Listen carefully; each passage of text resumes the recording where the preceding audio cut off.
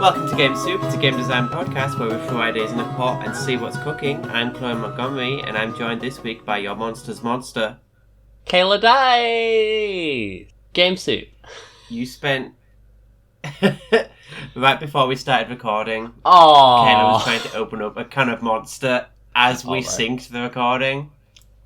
No, this audio is fine, and it's fine because I did a clap, but I was frantically scrambling with a can of Monster to open it, and it was like, the cap was like very close, I had to get my nails under, just so I could put it down in time to clap at the time we said. I wasn't trying to use a fucking like, as the sync sound. That would be kind of metal. So how have you been this week? Well, how have I been? Up, doesn't it? Now, how have I been this week? I've been alright. I've not had COVID, so, you know, that's always... Unlike some of us. Compared to other hosts of this podcast, I guess I've had an improvement. I've been, like, quite bad, like, fibro-wise stuff, and I've been doing a lot of the, end-of-the-line Psycho Dungeon shit. Like, I guess I kind of...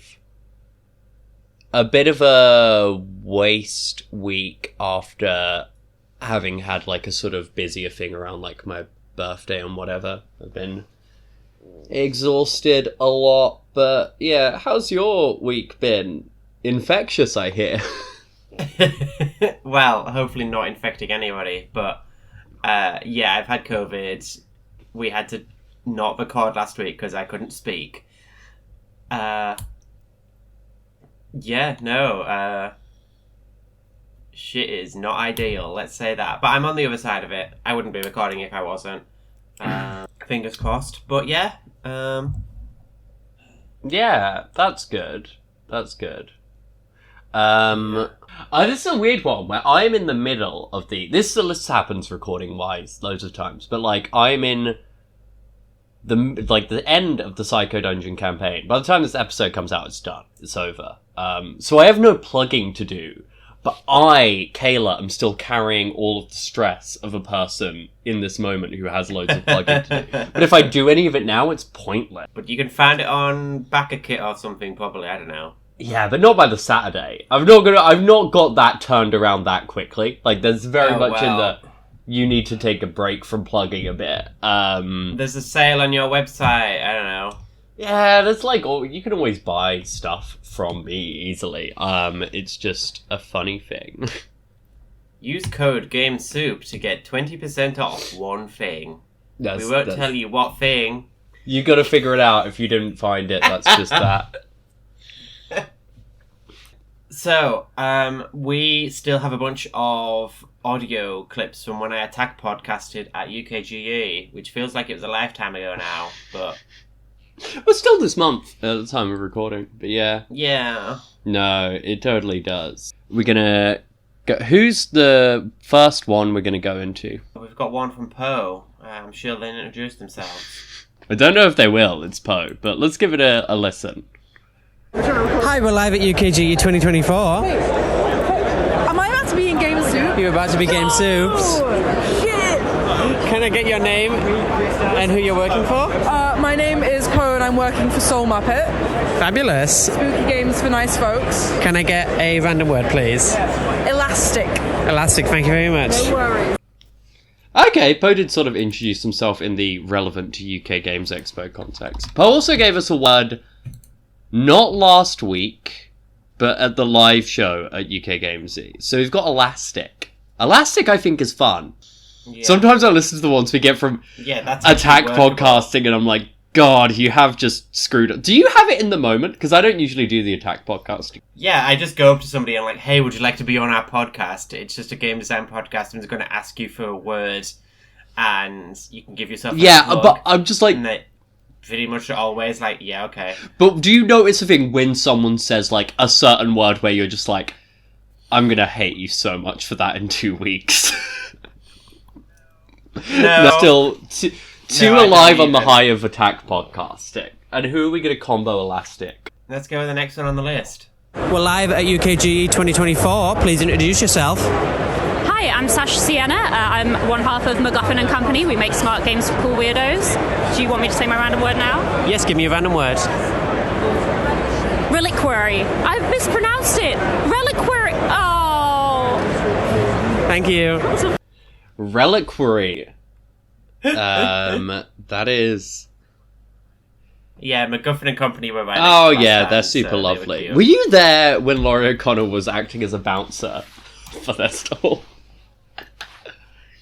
Yeah, I don't understand why he was to doing block that. But... any sort of hordes of Magnus Archives fans who might have come to talk to MacGuffin and Co, but not actually buy anything. So he was there running interference. What? Did they have a Magnus They made the Archives Magnus game? Archives. Oh shit! I didn't know that.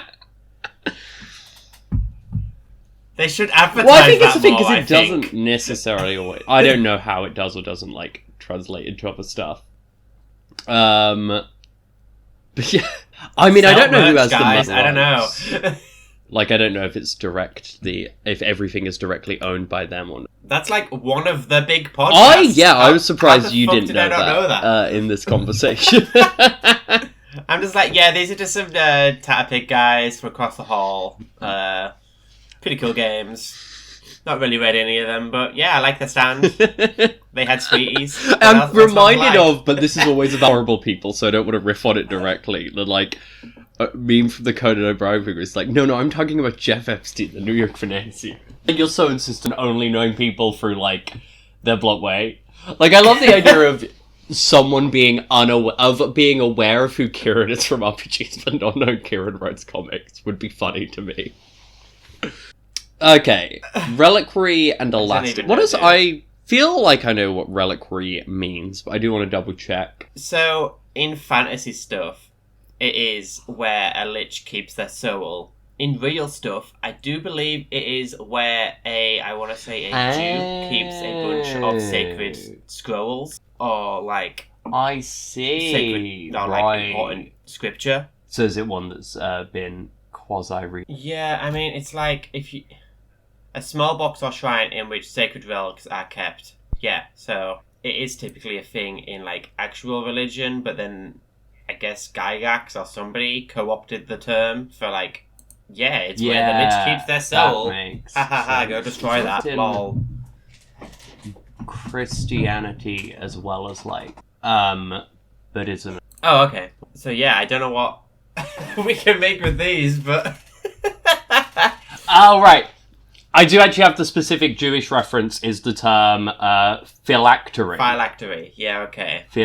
Yeah. Whereas reliquary, and that's a kind of reliquary, but that is apparent, like, reliquary seems like it's like the sort of... Okay, yeah, I'm mixing up the two large... words, yeah, okay. Yeah. That seems like that's the sort of large super term that just refers to, like, a type of thing. Yeah, so a phylactery is what Gygax used.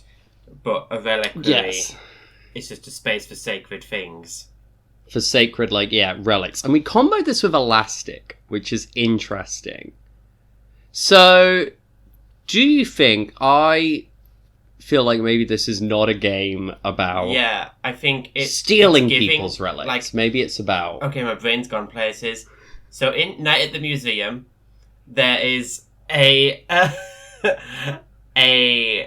special relic that they have that turns all the statues in the history museum to life at night. So I'm thinking, is there something like that in a church? Yep. But if it's not, so how do we make it elastic? Then is it maybe like in a party store or something? Or I guess in that case you could make it a game about a church having been converted into a pub or a restaurant. I was wondering if there's anything to like elastic in the more metaphorical sense of something being an individual, like a something being lots of different things. I almost wonder if this could be like a journaling game where you get given like this sort of pre-made reliquary, and then there's this description of how like things were lost or taken or destroyed, and you're having to replace them with things that can work as analogs in the real world, like things that can elastically stretched to that definition. Yeah, stuff that has like the same importance or the same meaning metaphorically, and it's like, oh well, we've lost the I don't know, some of the bread that Jesus had at the feeding of the 5,000, but now we've got some stuff from Lidl. Yeah, I don't know. and that it feels like a sort of keepsake game. You know what I mean?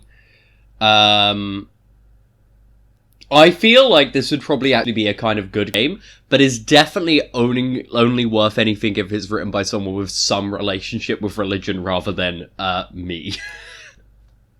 Yeah, or like lapsed Catholics. I feel like even lapsed Catholic, you could probably do something slightly more interesting with me than me. With me, it will be so touristy Wikipedia deep dive. Surface level shit, yeah. Yeah. But I like that idea of a game, even though we shouldn't be the ones to write it. Yeah. Do we want to go on to the next two attack podcasts, as you said, or more on other angles for the elastic reliquary? No, let's keep going. Let's not get stuck in any one place. So, let's go over to our next little clip. Hi, we're live at UKGE 2024. Can you please introduce yourself? Hi there, hello. My name is Mikhail Malkin, and I represent UKTIN. And since this is a joined place, we are here with Hive Mind Games, and we're here with Leaf Illustration. So it's a giant melting pot of creativity all in one place. Fabulous. And can you give me a random word, please? Translucent. Translucent. Thank you very much. Sorry, I'm very confused. Did this guy actually give us a word? Translucent. Translucent, right. I totally spaced out trying to get this guy's name down. That makes sense. I believe it's down sometimes under, like, Romanus in tin. Very active in tin, so you could probably find them in the survey. I'll easily. find you. Okay. And then we've got the next clip. Yeah. We're live at UKGE 2024. Please introduce yourself.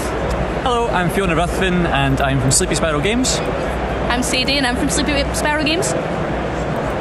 My random word choice is Gruppence, and what I'm here to do, in the wrong order, is sell my game Dead Air, which you should come and buy.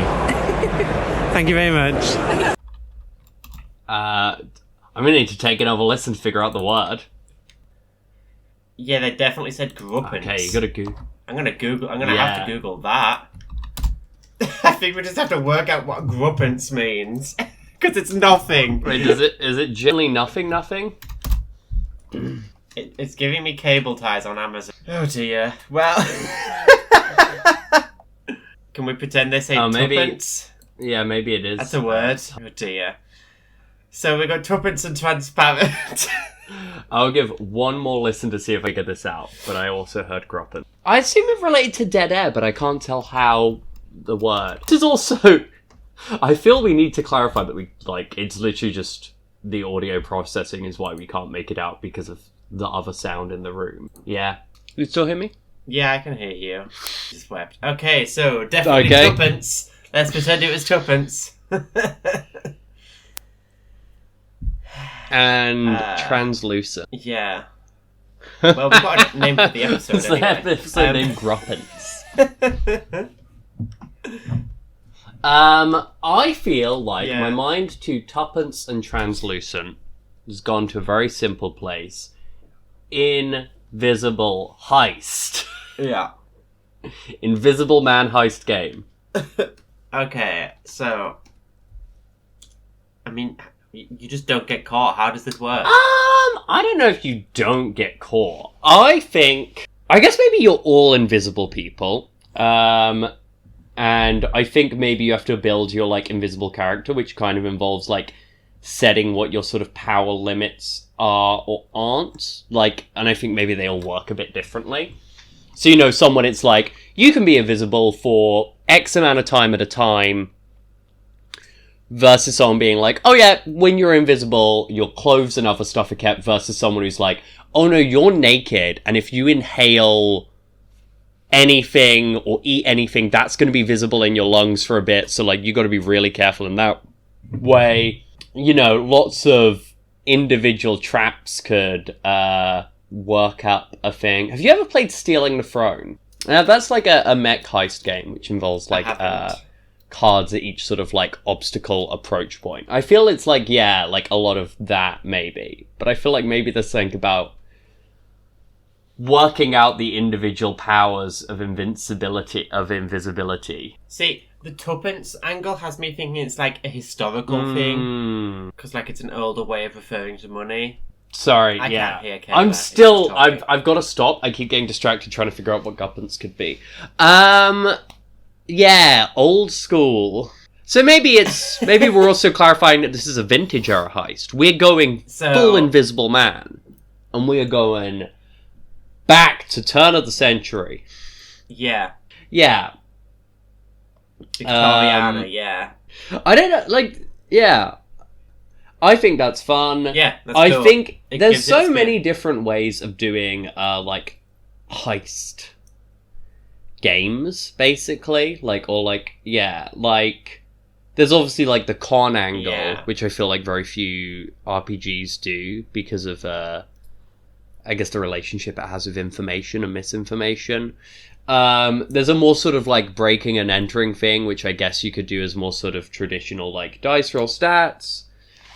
The Stealing the Throne thing, where it's a bit more sort of like you're improvising things. It's maybe more about like telling a story rather than like embodying characters who are beating an obstacle.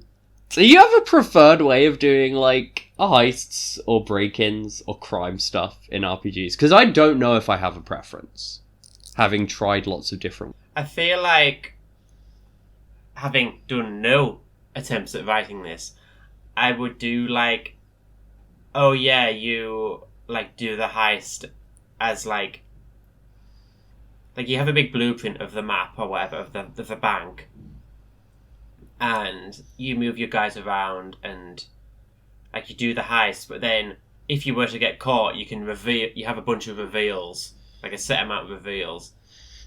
Like, oh, but I secretly planned that the cameras would go off at this exact moment, sort of stuff. And you do a little scene of, oh yeah, well this is how I went in beforehand to change the camera. Yeah, you're using as an example. I know we said it's Victorian. Part of me also almost likes the idea of this being less a set number of times you get to do. Yeah. And more like it's a save you gotta make, like a death save or like a peril save in other games, where it's like it's going up each time. So like you might get some really pulled out of the thing on your like fifth go of this where it still works, and it's like, oh my god, I can't believe but eventually you're gonna be like, no, I prepared for this, and you're gonna roll and it's gonna be like, no you didn't. No you didn't. No you didn't. Yeah, I like that. I feel like we've broadly closed this idea off with our... Yeah. I really just hurt my back. With, like, Invisible, Victoriana-esque heist. See, I feel like the Invisible and the Victoriana are sort of treading on each other now. You think... Because in my mind, I'm like, the Invisible still gives it a twist, but I think the problem is we've not decided... Oh, what if, actually... I think maybe, like, one of the characters is invisible, and then the rest all have, like, League of Extraordinary Gentlemen abilities. Yeah, that could actually be a thing. We could literally just do a Universal Monsters heist game. I was going to say, if we wanted to give it more of a thrust and try and tie it in, I was like, oh, well, are you all invisible but unable to change back? And whatever your heist is to either a heist for a cure or a heist to get a bunch of money so that you can invest in a cure. But I do enjoy the League answer, though also I do feel like most other characters you'd slot in. But I feel like it's much more sellable. True. If you're saying, like, oh, and here's Bigfoot doing a heist. Yeah, is this like a sort of capsule game thing? Like, are we just pre-writing the heist character? I think we, we pre-write them, and then there's maybe, 5 or 6 heists you can do in the book. Yeah, I feel like, as with the addition of save, you could do, like, a very sort of simple dice thing. Like, I played half of a game of Eat the Reich on Thursday, and I'm like, oh, you could probably actually rip the skeleton of that. Cool. We did it. Gruppence. The historical... I think we still call that Gruppence, and we will look so thoroughly afterwards to find out if we are mishearing this, if we are just spelling an accurate word that we don't know wrong, but so wrong that it's not even getting us a correction. The Times says we've gone, like, far, but also I'm aware we've actually lost a lot of time on this podcast. Of fuck-ups. I remember I sent you 3 ideas throughout the week. Do you want to rip into one of them? Let's fuck about with one of them, sure.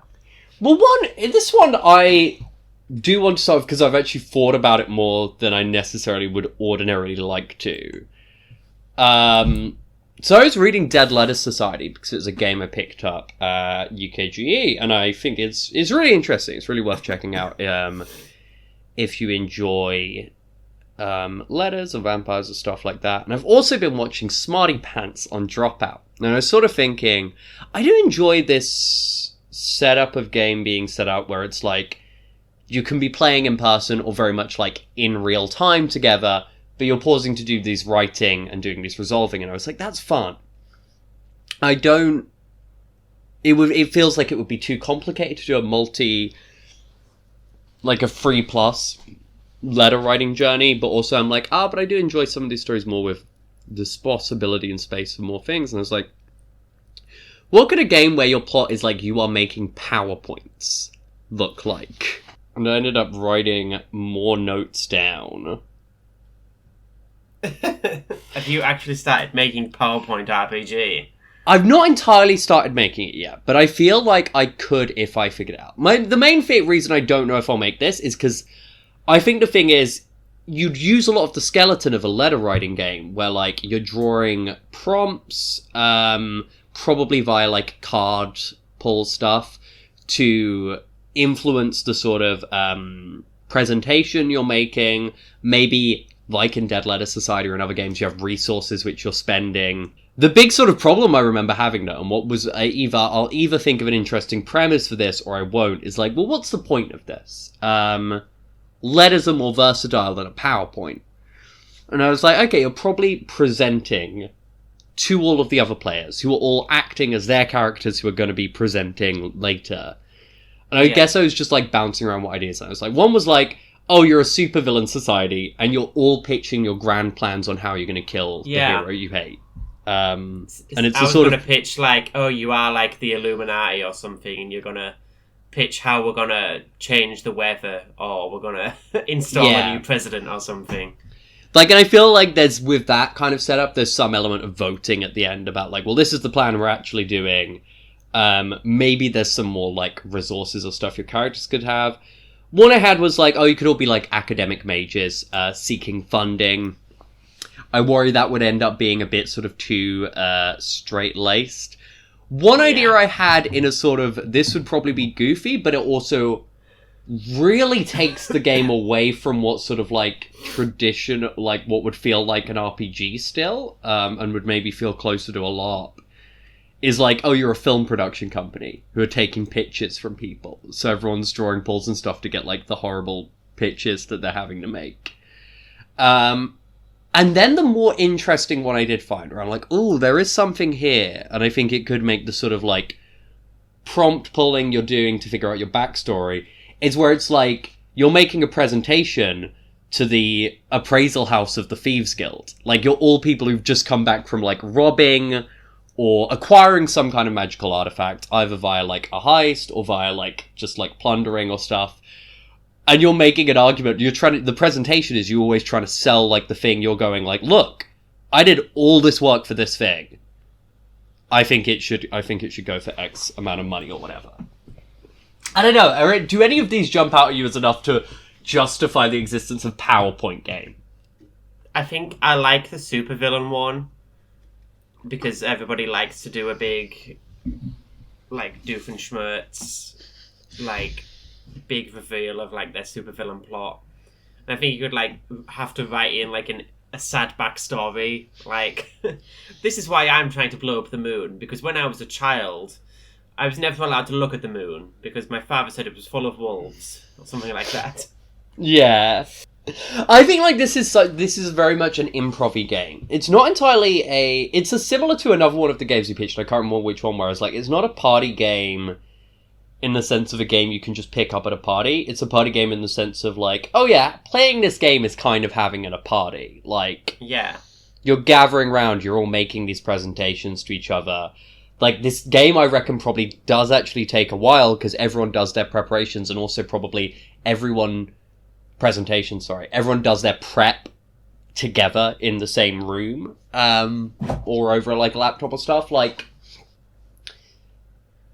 I think there's maybe something fun to this, but obviously it does depend on a group who are all game, and I guess then it would just be thinking up a lot of, like, what is the prompt work of cards? This is why I'm like, oh, this idea is interesting, it's fun. I don't know if I'll make it, because once I figured out how it works, the prompts would be a bunch of writing. I'm good at prompts when I do them. They just are a bunch of writing, so I don't always get very, like, infused about. I feel like the fact that you have to make a PowerPoint is kind of a high barrier for entry. So my brain is like, what if you like have to do it on some napkins or something? And it's like you have 3 napkins and do your presentation on these napkins.